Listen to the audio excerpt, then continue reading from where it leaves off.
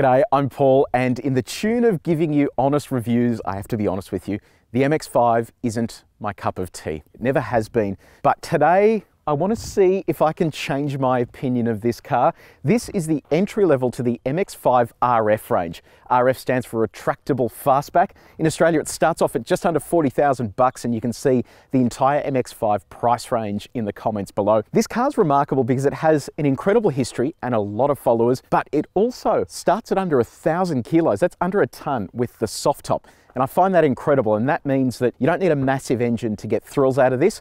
And while I wasn't massively impressed with the 1.5 litre that I originally drove, this has an upgraded version of the 2 litre and a manual transmission. So I'm keen to see if it's any good and whether I'm going to like the MX-5 after this. Now, you can jump ahead to other parts of this review by using the time codes above. And while you're at it, I would love for you guys to subscribe to our channel and also hit the bell icon, because that's going to tell you every single time you come into the truth bubble and we test a new car. Let's talk styling. The last generation of the MX-5 was the NC.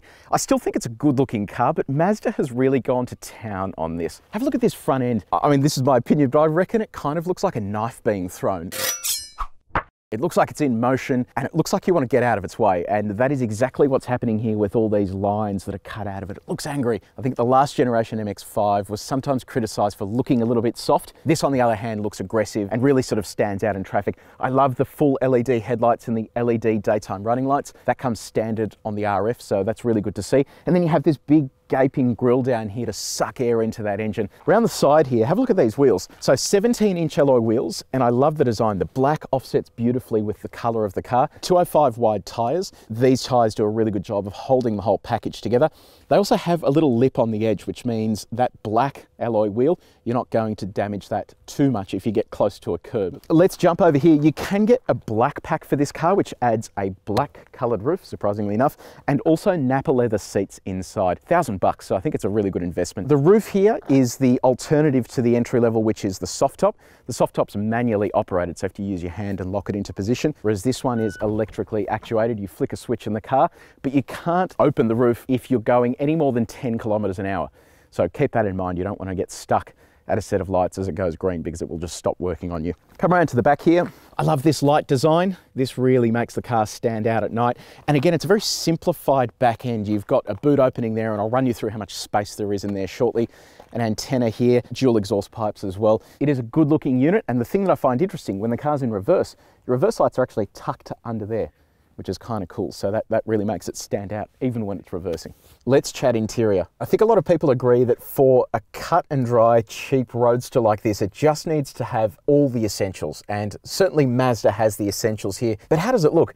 Well, I love this. So body colored inserts inside the cabin, and that kind of breaks apart the sea of black here. I wonder though, if you've got a black car, whether that would just blend in, but everything's presented quite nicely. Although when you do a further inspection, you can see that the surfaces are quite hard. I'm going to test that in a second with my hardness tester. But ahead of the drive, you've got a cool LCD display that shows the car, and then you've got a binnacle there for the revs and speed as well. So look, it isn't the classiest cabin in the world, but it isn't the most expensive car in the world either. And you're going to notice that a lot here with these seats too. That cloth looks fairly nasty.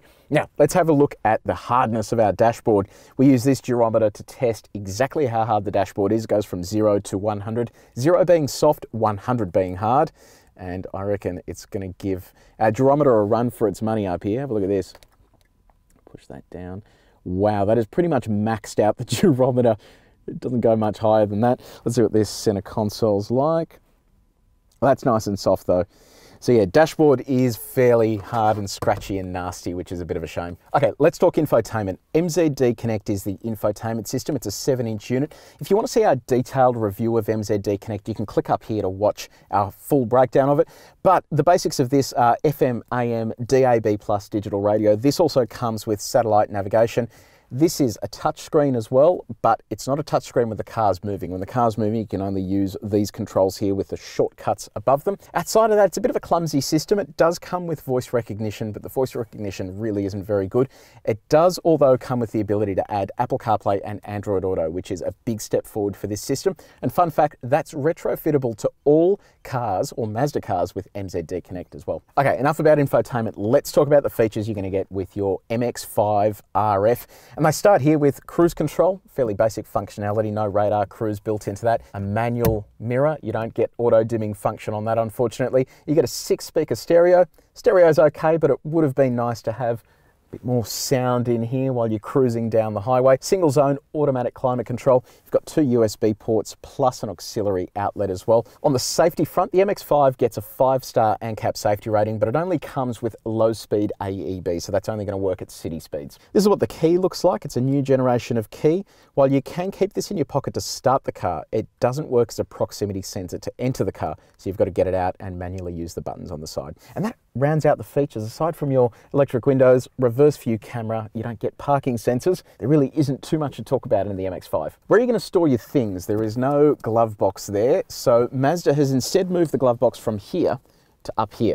That's got a lock on it as well, and you can kind of put little bits and pieces in there, lock them away so they're safe and sound. What about cup holders? Well, you've got 2 here.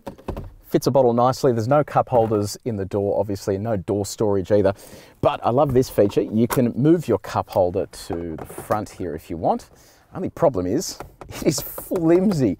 So yeah, okay, it holds a bottle, but if I had a coffee in there, I wouldn't be trusting that with a couple of bumps on the road. By the way, the steering now has reach adjustment, 30 millimeters of it. Never used to be able to do this, so that is a really handy feature. What about room here? If you're tall, you're going to struggle here. One of my colleagues, Scott, is massively tall and he can't actually drive in this car. The roof has to be off, otherwise it chops his head off. So this clearly isn't a family SUV. So the 127 litres of cargo space you have in here isn't going to exactly fit prams and all that kind of thing. There is a button just under here to open that up. And as you can see, it is a pretty small boot, but surprisingly big for this size of car. There's also a light in here, just in case you ever need to do stuff in the back there. So that's clearly not going to fit that bag, but I've got Igor's Pelican case here. This is a carry-on bag size, just for reference. That fits in like that, and then I can actually fit my laptop bag on top. So there you go. That is actually a pretty versatile space for just everyday bags and luggage. So we've hit the road in the MX-5. Let's talk about the standard stuff first. So we've got the roof on at the moment. We're going just for a normal drive on a country road here. We're doing about 70 kilometers an hour. What's the noise like? Well, it's pretty quiet inside the cabin. The ride is surprisingly good. It's really nice and soft. It's not firm, it's not jarring, it doesn't throw you about, and it's pretty comfortable. I think if you had to live with this as a daily, this would be an easy one to go for. In terms of the drivetrain, you can select from 2 different gearbox options. You've got the 6-speed manual, which is, I think, the better option to go for. It's authentic.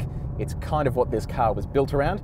Or you've got the 6-speed automatic. And if you needed more of an excuse to go with the manual, we have an Instagram question from Quinton. Does the car have an LSD? So if you go the 6-speed manual, yes, you get an LSD. But if you go the 6-speed auto, you get no LSD. So make sure you go the manual.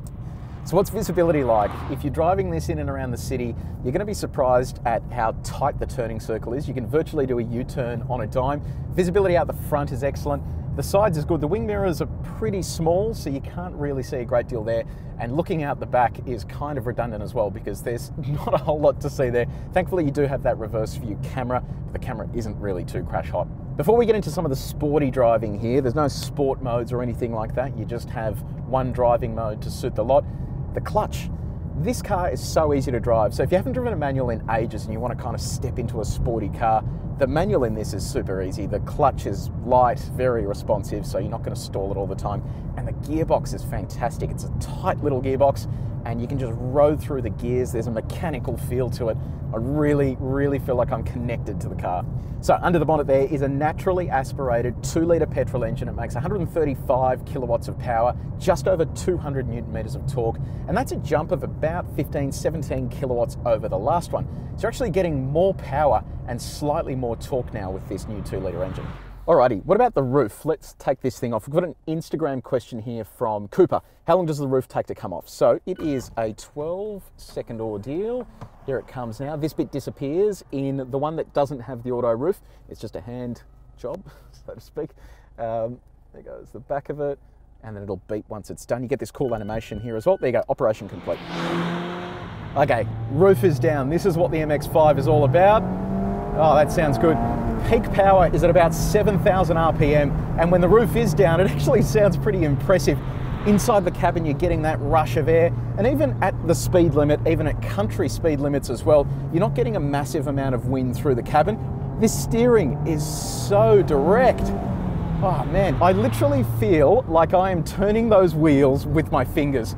You feel completely in control of everything that the car's doing, and the way that it just flows through corners, you can roll onto the throttle, and it is just confidence inspiring. It is sensational. I think I'm being humbled here by the MX-5. Despite the fact it has a little bit more body roll than I'd like, it's such a communicative driving experience, and I think for the genuine car enthusiast, as a base proposition, this has more than enough guts, and then you can do some work to it on your own to extract every little bit from that chassis and the drivetrain. I don't know about the brakes here though. The pedal feel is okay, but looking at the size of the brakes, I don't know how they'd withstand like a fairly serious track day.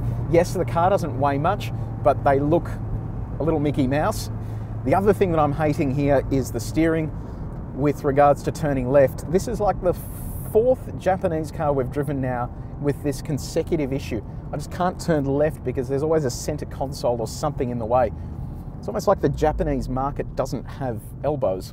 It's seriously weird, and it makes driving this around left-hand turns a little tricky. Okay, I like the MX-5. I think I know what it is. When I first drove this car, it was with the entry-level 1.5 litre, and I just felt it didn't have enough go. This 2 litre completely solves that problem, especially now that it has more power and a little bit more torque as well. The things that I don't like is the body roll. There is a lot of body roll, and I think that's what causes this to become a little bit sketchy, because you're unloading weight, you're putting less weight onto rubber, which means you get less traction, and as a result it becomes a little bit funny to drive, especially when it is in the wet. But I think if you did buy it, you could make changes to it fairly easily. And if you did buy it, you're getting a 5-year warranty from Mazda. It's pretty cheap when you consider the amount of thrills that you get. You can go to track days, it's cheap to service, it's cheap to run because it doesn't use much fuel.